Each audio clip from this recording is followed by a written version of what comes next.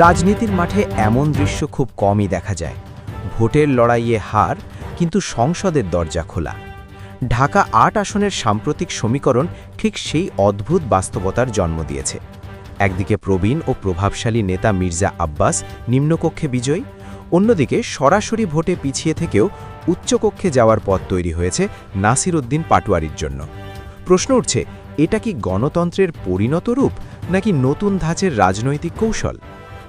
ঢাকা ৮ দীর্ঘদিন ধরেই বিএনপির শক্ত ঘাঁটি হিসেবে পরিচিত। স্থানীয় প্রভাব, সাংগঠনিক শক্তি, অর্থবল সব মিলিয়ে এই আসনকে অনেকে বলতেন দুর্গ। সেই দুর্গে আঘাত এনেছিলেন নাসির উদ্দিন পাটোয়ারি, যিনি নিজেকে জুলাই আন্দোলনের মুখ হিসেবে তুলে ধরেছেন। বিশ্লেষকদের অনেকেই ধরে নিয়েছিলেন ব্যবধান হবে বিশাল, কিন্তু ফলাফল এলো চমক নিয়ে। মাত্র ৩ থেকে ৪ হাজার ভোটের পার্থক্য। এই ব্যবধান ছোট, কিন্তু রাজনৈতিক অভিঘাত বড়। এখানেই আসে বিতর্কের কেন্দ্রে থাকা দ্বিকক্ষ বিশিষ্ট সংসদ মডেল। নতুন ব্যবস্থায় নিম্নকক্ষের পাশাপাশি একটি উচ্চকক্ষ থাকবে এমন ধারণা ছড়িয়ে পড়েছে রাজনৈতিক মহলে। নিম্নকক্ষে সরাসরি ভোটে জয়ী প্রার্থীরা বসবেন, আর উচ্চকক্ষে দলীয় ভোটের অনুপাতে প্রতিনিধিত্ব নিশ্চিত হবে, এমন যুক্তি সামনে আনা হচ্ছে। সমর্থকেরা বলছেন এতে ন্যায্য প্রতিনিধিত্ব বাড়বে। সমালোচকেরা প্রশ্ন তুলছেন, জনগণের সরাসরি রায়ের গুরুত্ব কি তবে কমে যাবে? নিম্নকক্ষের নিয়ম পরিষ্কার, যে বেশি ভোট পাবে সেই জিতবে। এখানে স্থানীয় জনপ্রিয়তা, সাংগঠনিক শক্তি, মাঠ পর্যায়ের কাজ বড় ফ্যাক্টর। মির্জা আব্বাস সেই পরীক্ষায় উত্তীর্ণ। কিন্তু উচ্চকক্ষের ক্ষেত্রে যদি আনুপাতিক প্রতিনিধিত্ব বা প্রপোর্শনাল রিপ্রেজেন্টেশন কার্যকর হয়, তবে দলীয় ভোটের শতকরা হিসেবেই আসন বণ্টন হবে। ধরা যাক কোনো দল সারা দেশে ৫% ভোট পেল, তাহলে ১০০ আসনের উচ্চকক্ষে পাবে ৫টি আসন। দলীয় তালিকায় যদি প্রথমেই থাকেন নাসির উদ্দিন পাটোয়ারি, তাহলে তিনি সংসদে প্রবেশ করবেন। এটাই সেই সমীকরণ। এখানেই গরম প্রশ্ন, জনগণ কি ব্যক্তিকে ভোট দিয়েছে নাকি দলকে? যদি ব্যক্তিকে, তবে ব্যক্তির পরাজয় সত্ত্বেও তার সংসদে প্রবেশ কি নৈতিকভাবে গ্রহণযোগ্য? আর যদি দলকে, তবে ব্যক্তিগত হার কি শেষ কথা? সমর্থকেরা বলছেন, গণতন্ত্র কেবল সংখ্যার খেলা নয়, এটি প্রতিনিধিত্বেরও প্রশ্ন। ছোট দল বা নতুন রাজনৈতিক শক্তি প্রায়ই সরাসরি নির্বাচনে পিছিয়ে থাকে, কিন্তু তাদের সমর্থন পুরোপুরি অস্বীকার করা যায় না। আনুপাতিক প্রতিনিধিত্ব সেই সমর্থনকে কণ্ঠ দেয়। এতে সংসদে বহুমতের প্রতিফলন ঘটে। উচ্চকক্ষে বসে নাসির উদ্দিন পাটোয়ারি যদি নীতিগত সংস্কার, প্রশাসনিক স্বচ্ছতা, পুলিশ রিফর্ম বা সংবিধান সংশোধনের মতো ইস্যুতে কাজ করেন, তাহলে সেটি গণতন্ত্রের বিস্তারই। কিন্তু বিরোধীরা বলছেন এটি পেছনের দরজা রাজনীতি। জনগণ সরাসরি যাকে প্রত্যাখ্যান করেছে, তাকে আবার আইন প্রণেতা বানানো কি জনরায়ের অবমাননা নয়? নিম্নকক্ষের ভোটের ফল কি তবে আংশিক অর্থ বহন করে? রাজনীতির দাবার গোড়ে এখানে দুই ভিন্ন চরিত্র।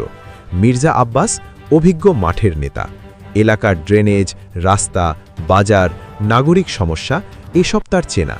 নিম্নকক্ষের এমপি হিসেবে তিনি স্থানীয় উন্নয়নেই মনোযোগ দেবেন। অন্যদিকে নাসির উদ্দিন পাটোয়ারি তরুণ প্রজন্মের মুখ, নীতিগত প্রশ্নে সোচ্চার। উচ্চকক্ষে বসে তিনি জাতীয় ইস্যুতে কথা বলবেন, ডেটা, যুক্তি, গবেষণা নিয়ে। এই মডেল কার্যকর হলে এক আসন থেকে দুই ধরনের প্রতিনিধিত্ব তৈরি হয়, একজন মাঠের, একজন নীতির। সমর্থকেরা বলছেন এটি ফিউশন ডেমোক্রেসি, যেখানে অভিজ্ঞতা ও আদর্শ পাশাপাশি হাঁটে। কিন্তু সমালোচকেরা বলছেন এতে দ্বৈত ক্ষমতার সংঘাত তৈরি হবে। একই এলাকার দুই নেতা ভিন্ন কক্ষ থেকে ভিন্ন বার্তা দিলে জনমনে বিভ্রান্তি বাড়বে না তো? আরও বড় প্রশ্ন, এই কাঠামোর সাংবিধানিক ভিত্তি কতটা শক্ত? দ্বিকক্ষ বিশিষ্ট সংসদ চালু করতে হলে সংবিধানে বড় ধরনের সংশোধন দরকার। রাজনৈতিক ঐক্যমত্য ছাড়া তা সম্ভব নয়। তাহলে কি এই পরিবর্তন বাস্তব, নাকি এখনও প্রস্তাবের স্তরে? ঢাকা ৮-এর এই নাটকীয় সমীকরণ দেখিয়ে দিয়েছে রাজনীতির খেলা এখন আর সাদা কালো নয়। এখানে জয় পরাজয়ের মাঝখানে এক বিস্তৃত ধূসর অঞ্চল, যেখানে হারেও সম্ভাবনা থাকে আর জয়েও প্রশ্নচিহ্ন। একদিকে নিম্নকক্ষে বিজয়ী মির্জা আব্বাস, অন্যদিকে উচ্চকক্ষে সম্ভাব্য প্রতিনিধি নাসির উদ্দিন পাটোয়ারি। এখন প্রশ্ন, এই দুই শক্তি একই সঙ্গে সংসদে থাকলে ক্ষমতার ভারসাম্য কোথায় দাঁড়াবে? দ্বিকক্ষ বিশিষ্ট সংসদের ধারণা নতুন নয়, বহু গণতান্ত্রিক দেশে এটি কার্যকর। কিন্তু বাংলাদেশে এমন মডেল বাস্তবায়ন হলে সেটি হবে এক মৌলিক রূপান্তর। নিম্নকক্ষ সরাসরি ভোটের প্রতিফলন, এখানে সংখ্যাগরিষ্ঠতাই শেষ কথা। সরকার গঠন, বাজেট পাস, আস্থা ভোট সব কিছুর কেন্দ্রবিন্দু এই কক্ষ। অন্যদিকে উচ্চকক্ষ যদি আনুপাতিক প্রতিনিধিত্বের ভিত্তিতে গঠিত হয় তবে সেখানে থাকবে বহুমতের প্রতিফলন, ছোট দলগুলির কণ্ঠ এবং নীতিগত বিতর্কের গভীরতা। কিন্তু এখানেই সংঘাতের বীজ। নিম্নকক্ষে যে দল সংখ্যাগরিষ্ঠ, উচ্চকক্ষে সেই দল হয়তো পূর্ণ নিয়ন্ত্রণে থাকবে না। ফলে আইন পাশের ক্ষেত্রে সমঝোতা বাধ্যতামূলক হয়ে উঠবে। সমর্থকেরা বলছেন এতে স্বৈরাচারী প্রবণতা কমবে। একক আধিপত্যের বদলে আলোচনা, সমঝোতার সংস্কৃতি গড়ে উঠবে। সমালোচকেরা বলছেন এতে সিদ্ধান্ত প্রক্রিয়া ধীর হবে, প্রশাসনিক স্থবিরতা তৈরি হতে পারে। নাসির উদ্দিন পাটোয়ারির উচ্চকক্ষে প্রবেশ যদি দলীয় ভোটের অনুপাতে নিশ্চিত হয় তবে তিনি সরাসরি এলাকার রাস্তা ড্রেন নয়, বরং রাষ্ট্র কাঠামোর প্রশ্নে সোচ্চার হবেন। পুলিশ সংস্কার, নির্বাচন কমিশনের স্বচ্ছতা, বিচার বিভাগের স্বাধীনতা এসব ইস্যুতে উচ্চকক্ষ হতে পারে শক্তিশালী বিতর্কের মঞ্চ। তিনি যদি দলীয় তালিকায় শীর্ষে থেকে আসন পান তবে সেটি হবে দলীয় কৌশলের সাফল্য, ব্যক্তিগত পরাজয়ের করেও রাজনৈতিক টিকে থাকার এক উদাহরণ। কিন্তু দলীয় তালিকা প্রণয়ন কতটা স্বচ্ছ, এখানেই আরেকটি বড় প্রশ্ন। আনুপাতিক প্রতিনিধিত্ব ব্যবস্থায় ভোটাররা মূলত দলকে ভোট দেন, ব্যক্তি নয়। ফলে দলের ভেতরে তালিকা তৈরির প্রক্রিয়া যদি অস্বচ্ছ হয় তবে গণতন্ত্রের ভিত দুর্বল হতে পারে। কে প্রথমে, কে দ্বিতীয় এই সিদ্ধান্ত যদি কেবল কয়েকজন নেতার ঘরে নেওয়া হয় তবে জনগণের প্রত্যক্ষ প্রভাব কমে যাবে না তো? মির্জা আব্বাসের ভূমিকা এখানে আলাদা। নিম্নকক্ষের এমপি হিসেবে তিনি সরাসরি জনগণের প্রতিনিধি। তার কাছে এলাকার মানুষ প্রতিদিনের সমস্যার সমাধান চাইবে। স্থানীয় উন্নয়ন, বরাদ্দ, প্রকল্প এসবের বাস্তবায়ন তার হাতেই। তিনি চাইলে উচ্চকক্ষের সঙ্গে সমন্বয় করে বড় নীতিগত প্রশ্নে প্রভাব ফেলতে পারেন, আবার দ্বন্দ্ব চাইলে সেটিও সম্ভব। এই দ্বৈত কাঠামোতে সহযোগিতা ও সংঘাত দুটোই সম্ভাব্য। যদি দুই কক্ষ একে অপরকে পরিপূরক হিসেবে দেখে তবে এটি হতে পারে শক্তিশালী গণতান্ত্রিক মডেল। নিম্নকক্ষ দ্রুত সিদ্ধান্ত নেবে, উচ্চকক্ষ তা পর্যালোচনা করবে, ভুল হলে সংশোধন করবে, তাড়াহুড়ো হলে ব্রেক টানবে। কিন্তু যদি রাজনৈতিক প্রতিদ্বন্দ্বিতা প্রাধান্য পায় তবে একই আইন দুই কক্ষে আটকে যেতে পারে, জনগণের প্রত্যাশা অপূর্ণ থেকে যাবে। আরেকটি গুরুত্বপূর্ণ দিক হল জনমত। যারা সরাসরি ভোটে নাসির উদ্দিন পাটোয়ারিকে হারিয়েছেন তারা কি তাকে উচ্চকক্ষে দেখে মেনে নেবেন? আবার যারা তাকে সমর্থন করেছেন কিন্তু আসনে জয় আনতে পারেননি তারা উচ্চকক্ষে তার উপস্থিতিতে সন্তুষ্ট হবেন? গণতন্ত্রে বৈধতার প্রশ্নটি কেবল আইনই নয়, নৈতিকও।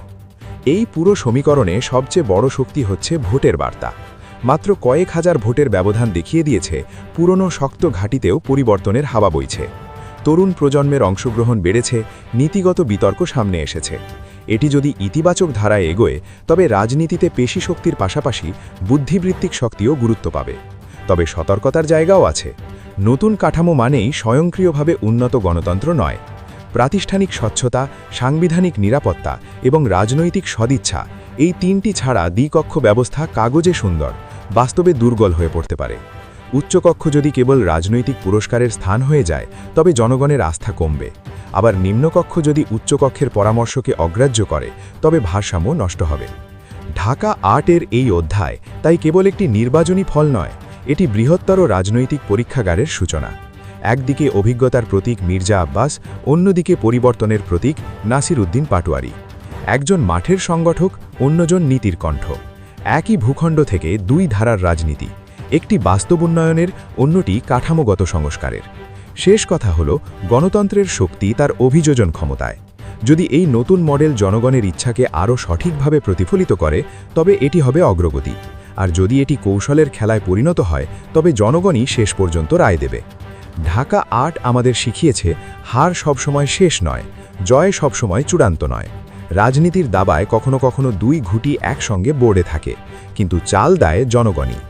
প্রিয় দর্শক, আজকের তথ্য খবর আগামীতে কে কেমন প্রভাব ফেলতে বা দেখাতে পারে সেটা জানিয়ে লাইক, কমেন্ট ও ভিডিও তথ্য খবর শেয়ার করে এবং নতুন ভিডিও পেতে চ্যানেলটি সাবস্ক্রাইব করুন। সকলে সুস্থ ও ভালো থাকুন। আল্লাহ হাফেজ।